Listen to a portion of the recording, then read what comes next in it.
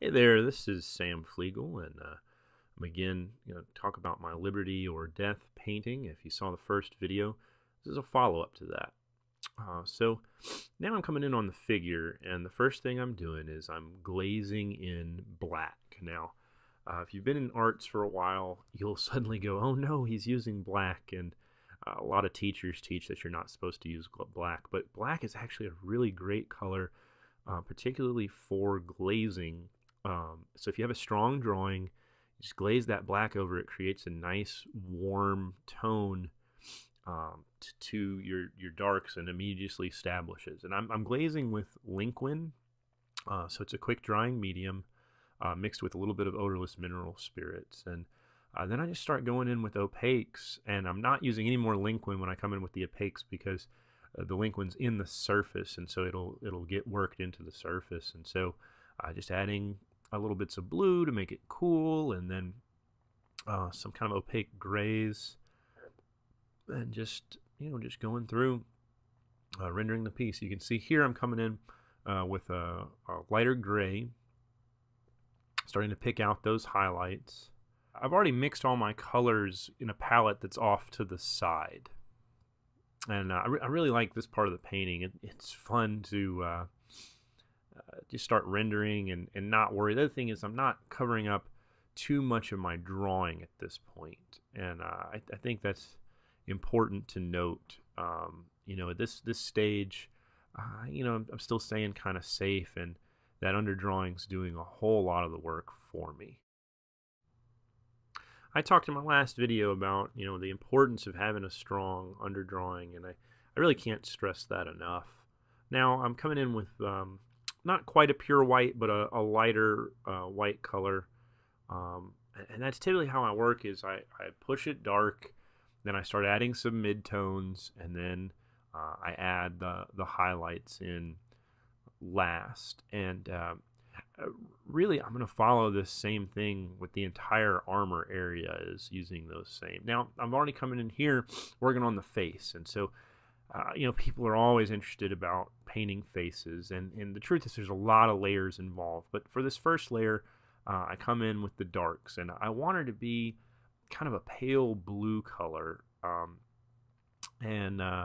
So I start off establishing all those shadow areas and working into the shadows first. And I really recommend that. I mean, if you start with the lights, you're going to make it really hard on yourself because you don't know what to react to. So now that I've established the darks, I'm going to come in with the lights, kind of that mid-tone blue. Then I'm going to pop in with some highlights. And then it's really just about blending it all together at that point.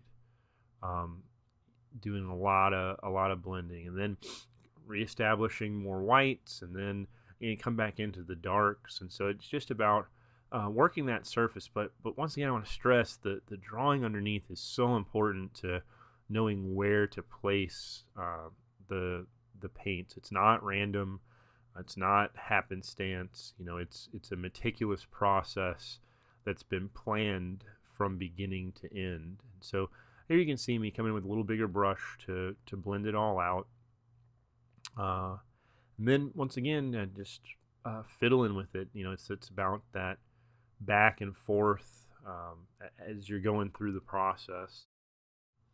And I do want to say that I do use reference for this. My wife was the model. I did initially sketch it out of my head, but then when it comes to making sure a person looks like a person, you want to use reference. And so you can't see that, but it's off to the side, and I'm constantly using that to inform my decisions. I also have already pre-mixed all my colors, so when I select a color and see how it works on the painting, then I react to it like, oh, that one's bad, but then I know, I can go a little lighter or a little darker, a little warmer, a little cooler. And so I'm always, moving around on my palette to make those choices.